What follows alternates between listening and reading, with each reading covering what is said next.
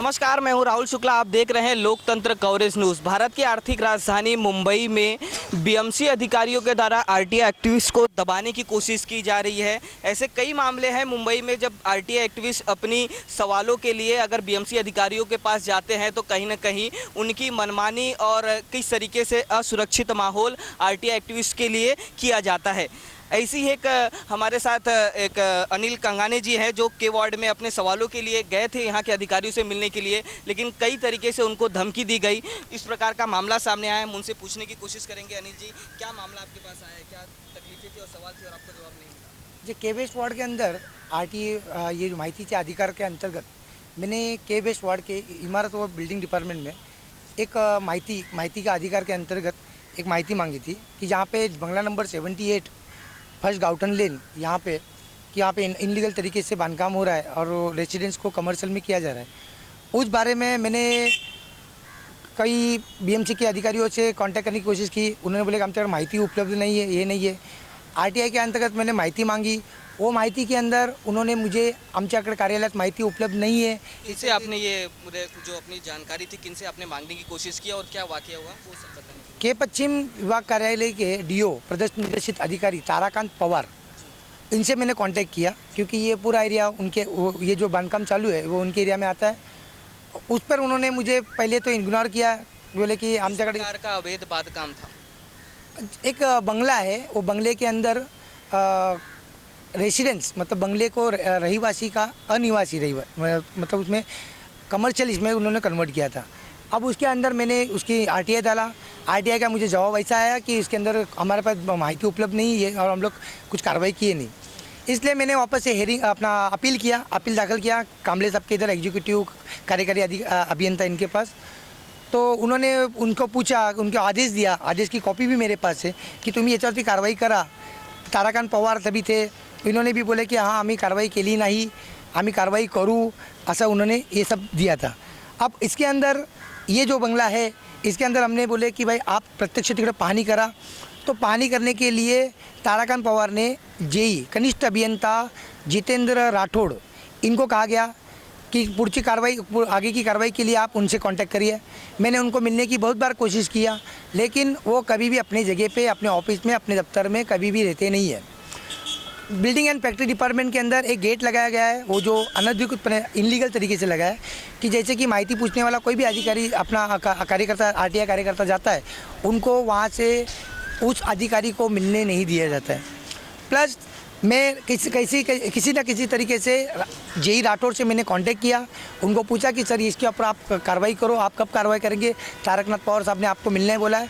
तो उन्होंने मुझे कहा कि आप काम करो कि ये जो तकरार है, ये तकरार बिकरार करने का आप ये सब बंद कर दो। मैं बंगले के मालिक को बुलाता हूँ, आपको 1-2 लाख रुपया जो भी चाहिए वो दिए। मतलब सीधी मुझे पैसे की रिश्वत देने की उन्होंने कोशिश की। उस पर मैं उन्होंने बोला कि मैं जो संस्था चलाता हूँ, मेरी जो आरटीआई, मेरा मकसद ये है कि मैं जो माहितीचा अधिकार मेरा अधिकार है, वो अधिकार के अंतर्गत मुझे माहिती दी जाए, आप उसके ऊपर कार्रवाई करो। अगर कार्रवाई नहीं करते होगे तो मुझे आपके वरिष्ठों के पास जाना पड़ेगा। उतने में वो जितेंद्र जो राठौड़ है उन्होंने मुझे धक्का मारा और मुझे बोला कि बीएमसी की नौकरी ये मैं नाम के लिए करता हूँ और मैं कम पैसे में, तुम भले बंगला तुड़वा दो, कम पैसे दे के मैं तेरे हाथ पैर तुड़वा दूंगा। ऐसे बीएमसी के वहाँ पे स्टाफ भी थे, वहाँ पे कुछ आरटीआई कार्यकर्ता भी थे। उन्होंने उनको समझाने की कोशिश की अधिकारी ने, लेकिन उसने दाढ़ी और मूँछों पे था कि मुझे बीएमसी राठौड़ बोला जाता है और मैं जो बोलता हूँ वो करके दिखाता हूँ। बस इसके बारे में फिर मैं थोड़ा डर गया।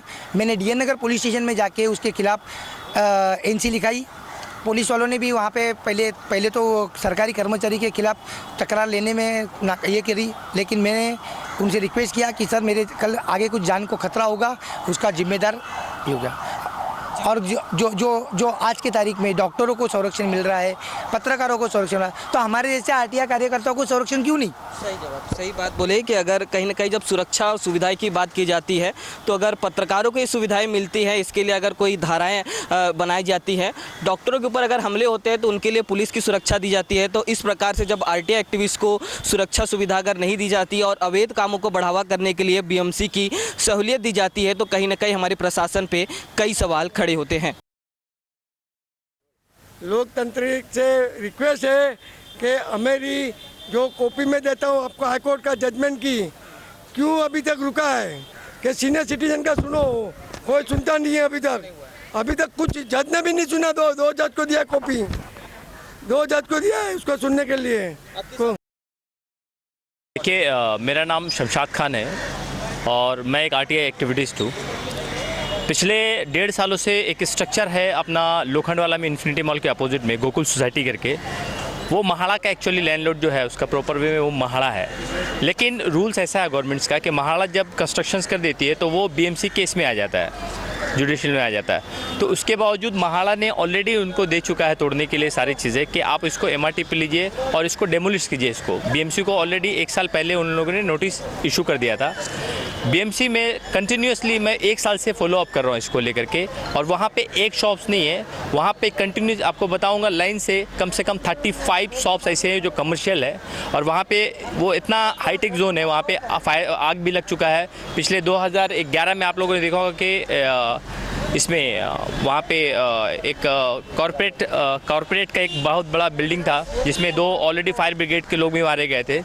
उसका नाम है शायद ये अपना लोटस, तो उसमें ऑलरेडी काफ़ी लोग मारे गए थे। वहाँ पे भी सेम उसी स्ट्रक्चर के बाजू में ही है। तो लोगों ने ऑलरेडी किसी भी लीगल डिपार्टमेंट से ऑलरेडी परमिशन ने लिया और लोगों ने 700 से लेकर के 1000 स्क्वायर फीट इन लोगों ने कवर करके रखा है बिगैर इसका। और मैं कहना चाहूँगा कि जिस तरीके से के वेस्ट में लोग यहाँ पे ये जो ऑफिसर्स है ये लोग कोर्ट ऑफ कंटेम्प्ट भी कर देते हैं। इन लोगों का कोई मैकेनिज़्म नहीं है। जो सीताराम कुंटे ने मैकेनिज़्म बनाया था कि आपको 3 से 5 आपको फ्राइडे एंड मंडे कंप्लीट तरीके से आपको पब्लिक ग्रीवेंस के लिए आपको टाइम देना है, लेकिन उसके बीच में भी ये लोग बिल्डर के साथ मीटिंग करते हैं। लोग आकर के बैठे रहते हैं लेकिन उनको कोई फ़र्क नहीं पड़ता। अधिकारी अवेलेबल नहीं होता है, इन्फॉर्मेशन मांगने से प्रॉपर वे में इन्फॉर्मेशन नहीं देते हैं। और बहुत सारी चीज़ें हैं जो इन लोग इलीगल तरीके से एक तरह का आई डोंट नो कि what kind of mockery is prevailing in this ward, क्योंकि यहाँ पे जिस तरीके से ऑफिसर रिप्लाई करते हैं, जिस तरह से लोगों के साथ बिहेव होता है, मुझे नहीं लगता कि आपका जो फ्रीडम ऑफ राइट है वो छीनने की कोशिश किया जा रहा है। आपके लोकतंत्र की हत्या कर दी जा रही है यहाँ पे। मैं राष्ट्रवादी कांग्रेस पार्टी का मुंबई सचिव हूँ और कई सालों से आरटीआई के तहत भी मैं भ्रष्टाचार को उजागर करते रहा हूँ। यहाँ पे के वेस्ट वार्ड में आप 2012 में लोखंडवाला कॉम्प्लेक्स में आशीर्वाद कोऑपरेटिव सोसाइटी है जिसका 2007 में सूट वेकेंट हुआ कोर्ट ने। आज तक उस पर सादिक खान जी ने कोई कार्रवाई नहीं की और डीएमसी के पास जाए किरण आचरेकर साहब वो रिमार्क देते हैं, रिमार्क दे देंगे, बोलेंगे कार्रवाई हो जाएगी, लेकिन आज तक कोई कार्रवाई नहीं हुई। और यही हाल पी नॉर्थ में हुआ है। जब आरटीआई एक्टिविस्ट किसी भ्रष्टाचार को उजागर करते हैं तो उनके ऊपर हमले करवाए जाते हैं। जैसे कि संजय सिंह के ऊपर झूठा केस 4 महीना पहले सब इंजीनियर, वहाँ के कुछ राजनीतिक लोग और भूमाफिया ने झूठे केस बनाए। अगर आप भ्रष्टाचार के खिलाफ आवाज़ उठाने जाएंगे तो आपके ऊपर हमले करवा दिए जाते हैं या एक्सटॉर्शन के केस में आपको फंसा दिया जाएगा।